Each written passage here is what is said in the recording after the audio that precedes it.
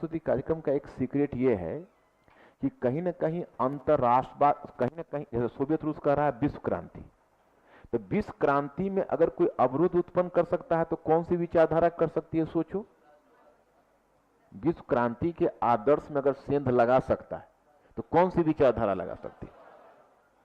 अरे अंतरराष्ट्रवाद का उल्टा क्या होगा? अंतरराष्ट्रवाद का उल्टा क्या होगा? तो मुंह खोलो ना थोड़ा सा, राष्ट्रवाद।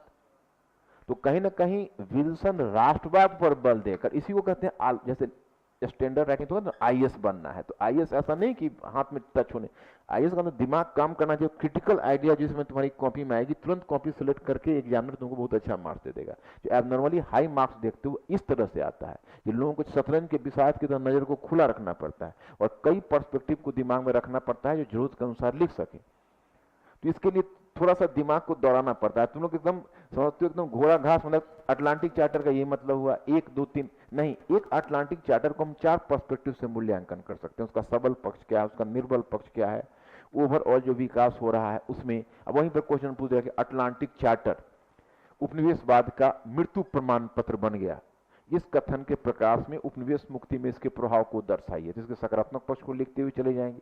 और पूछेगा अटलांटिक चार्टर उपनिवेशवाद का मृत्यु प्रमाण पत्र बन गया, इस कथन का आलोचनात्मक परीक्षण कीजिए। तब क्या करो?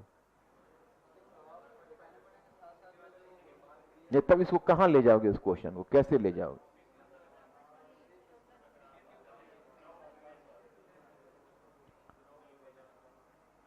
उसका सकारात्मक प्रभाव को दिखाना है, और उसको सकारात्मक प्रभाव को दिखाने के बाद, और तब यहां 9 उपनिवेशवाद को दिखाने से तुम्हारा काम नहीं चलेगा। यहीं पर तुम गलत दिशा में चले गए, गलत दिशा में चले गए तो चले गए। फिर क्या?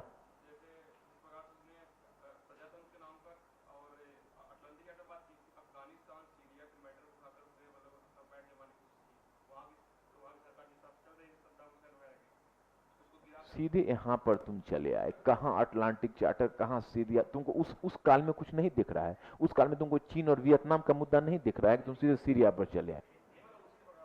उसी प्रकार से कैसे? अटलांटिक चार्टर 1941 की घटना है, सीरिया का जब है 1918 की घटना है, तो 1941 में वो वियतनाम, उसमें सेकेंड वर्ल्ड वॉर के बाद वियतनाम में वो क्या कर रहा है, वह चीन में क्या कर रहे हैं, क्यूबा में क्या कर रहा है। यह भी एक अलग तरह का रोमांटिसिज्म है कि वर्तमान को छोड़कर सीधे भविष्य पर चलो। जिस युग में तुम काम कर रहे हो उस युग पर पहले लिखो, मार्क्स परीक्षक उस आधार पर आपको देगा। अब अगर आपको स्पेस बचता है तो सीरिया के बारे में लिखो, नहीं तो वर्तमान में लाने के लोभ को रोको। आप एक हल्का सा हिंट दे सकते हो सीरिया इसके बारे में, लेकिन आप सीरिया और इसके बारे में, इराक के बारे में लिखकर और लीबिया के बारे में लिखकर आप अटलांटिक चार्टर से मार्क्स नहीं ला सकते, क्योंकि अटलांटिक चार्टर के बहुत आगे बात चली गई है। अटलांटिक चार्टर के बाद की परिस्थितियों का मेंशन कर रहा है। वहां पर आपको 2 चीजें करनी होगी। वहां पर आपको यह दिखाना पड़ेगा, मतलब मेरे विचार से आलोचनात्मक परीक्षण करनी है। एक तो आपको यह दिखाना पड़ेगा कि जहां पर उनके अपने हित टकराने लगे तो उन्होंने अटलांटिक चार्टर को दरकिनार कर दिया। जैसे शीत युद्ध के दबाव में उन्होंने अटलांटिक चार्टर के मूल आदर्शों को छोड़ दिया, और फिर शीत युद्ध में अपनी स्थिति को मजबूत करने के लिए उन्होंने प्रजातांत्रिक सरकारों को भी गिराया, और उन्होंने समाजवाद या साम्यवाद की प्रगति को रोकने के लिए राष्ट्रीय स्वतंत्रता में बाधाएं उत्पन्न की, जैसा हम चीन, वियतनाम और क्यूबा जैसे देशों में देखते हैं। दूसरा,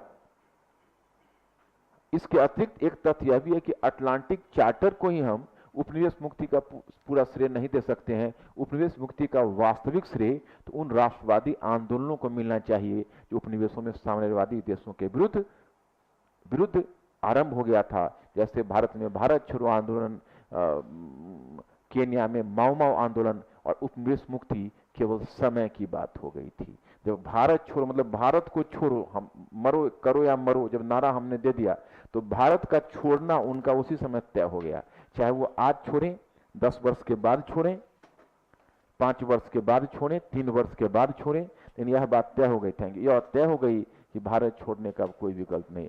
इन 2 आधारों पर हम इसको काउंटर बैलेंस कर सकते हैं, इसको देखना पड़ेगा। समझ रहे हो ना? तो आप